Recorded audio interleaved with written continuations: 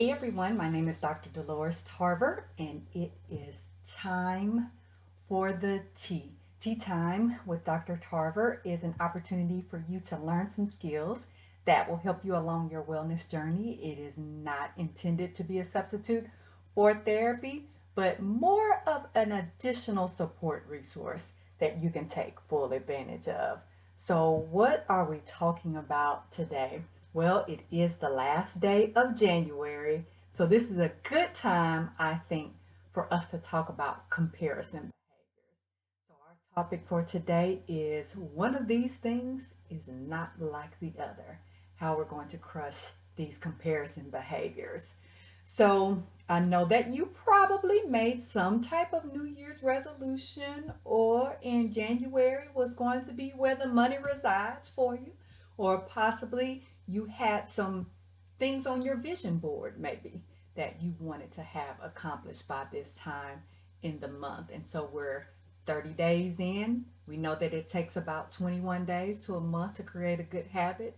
So this is a good time for us to think about where we are on those goals. So, have you been on that weight loss journey, being consistent, tracking your foods, making sure that you are getting that exercise in? Have you saved that money that you plan to save by now? Have you applied for that promotion? Have you bought that home? If you have not, then maybe you need to ask yourself, okay, well, what is getting in the way?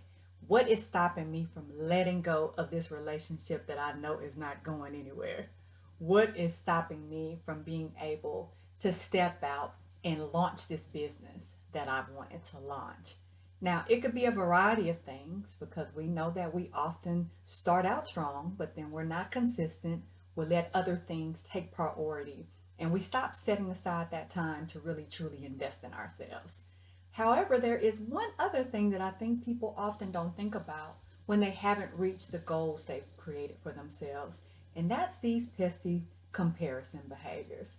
So, what are these comparison behaviors about? So I was looking on Psychology Today, which has just a lot of good resources. I reference them a lot in terms of support, particularly to help you find a therapist in your area. But they also have just some good articles. They're really kind of short and things that are easy to digest. And so they actually had one on this very topic, comparison behaviors. And they talked about what they call downward comparison and upward comparison. And this all goes into social comparison theory. So let's get into it. Downward comparison. Now, I know you're thinking downward, like downward facing dog yoga. No, not quite. But downward comparison is when we actually compare ourselves to people that we think we're a little better off than. Now, it may be that I think I'm a little cuter than you. It may be that I got a little more going on financially than you do. It may be that I think I'm smarter than you. It may be that you're going through a really tough circumstance in your life, and I say to myself, well, at least that hasn't happened to me. And so I know you all are laughing probably because you're like, yeah, okay, I've done that. And, there is something to be said for us thinking about how our situation could be worse. But I think some of the things that get in the way with that negative comparison is we can get in the habit of not feeling good about ourselves unless somebody else is not doing well. That's not really what we want to tie our self esteem to. We want to be able to think about ourselves in different ways other than we're doing better than someone else who is not also doing well, right? It also can cause some problems in your relationships. So if you're that friend that's always like, well, I don't do that, at least I'm not doing that. Yeah, my man, he's cheating on me, but he hadn't went and had no babies on me. Don't really know if that's exactly where you want to land in that situation, right? I don't want to be you all may have had some relatives in your family. Um, Rest in peace to my Auntie Belle, who were always complaining about their health. So it did not matter what the discussion was, it always went to their health. And you could find yourself saying, well, at least my health isn't as bad as that, right? But again, that's not how you want to build your self esteem. And it leaves your self esteem being pretty fragile if the only thing that makes you feel good about you, again, is if somebody's not doing well. And your friends are thinking, like, wow, you always kind of talking about what people don't have going on right now. And how you're doing better than this other person. So then you become that friend nobody really wants to spend time with because you end up now being the negative comparison point. Okay, so not the best strategy. Then on the other side, we have upward comparison. And you're probably thinking, oh, okay, well, so this is the better option. Not necessarily. Upward comparison is what most of us do when we're scrolling through social media. So we're looking at these fabricated lives that people like to post out here, and we're thinking to ourselves, wow, I wish I had that. Or how come I can't have this? They don't even deserve that. This is when the jealousy and the pity comes out in us. Like, she weighs 900 pounds. How did she pull that man? I know, we do it. It's wrong, but we do it. We think to ourselves, I know I was smarter and more talented than that guy. How is it that he was able to launch this business? How come he's able to get all of these social media likes and I'm not? I'm over here grinding, putting out great stuff, and folks are not liking mine at all, but they over here blowing your spot up. You just a regular dude. How come you getting all this attention? So that's that trap we fall into when we do that upward comparison. Now, there is something to be said for being able to be inspired by people. We all have folks we look up to. We have lost some greats over this past week, including the fabulous Cicely Tyson, and she has a tremendous amount of work that she has done, particularly for Black women in film. However, if I'm comparing myself to the late great Miss Cicely Tyson and I'm just now in school plays, then it can make me feel really deflated. Like, wow, I'm never going to have a career like that. So then I end up talking myself out of things before I even get started because I've compared myself to a woman whose career spanned over the course of my whole life. I haven't even been born long enough as she's been in this industry, and I'm still in high school, right? So sometimes we just end up not allowing ourselves to even see what our potential could be because I'm thinking I'm not going to be as great as that person. And I will tell you that one of the biggest traps for us engaging in comparison is social media. I know that you all take those social media fasts from time to time and take those breaks, and those are great. But some of you are holding on to that social media as if it is really the reflection of life that it is not. It is an imitation of life is what it is. So, all right, Dr. Tarver, you have preached enough. What is it that you would encourage us to do? Well, actually, and some of you may be familiar with Dave Ramsey because a lot of us have gotten out of some debt over the years following some of his strategies. He actually talks about how to get out of this just chaos that comes with comparing ourselves to other people. One of the things that he highlights is that when you are in a position where you are comparing yourself to other people, then you aren't really grateful for things. So he's saying, you're comparing so much that you're seeing everything that you don't have that you forget what you do have. So his first recommendation is be grateful. Think about all of the things that you have in your life, the people that you have in your life, the accomplishments that you have made. And you all may remember when you were growing up, your parents used to, this is probably where a lot of our comparison bags come from. Your parents used to have you stand on a wall and they would see how much you had grown over a course of time, right? That is one of the things that I think about when I think about how we can work our way out of these comparison behaviors. Because one of the other things that he talks about is comparing yourself to yourself. Where did I start from? Now where am I? Let me see my progression. Those are things that I can be grateful for. Learning to be content with where you are and patient with where you are in this journey.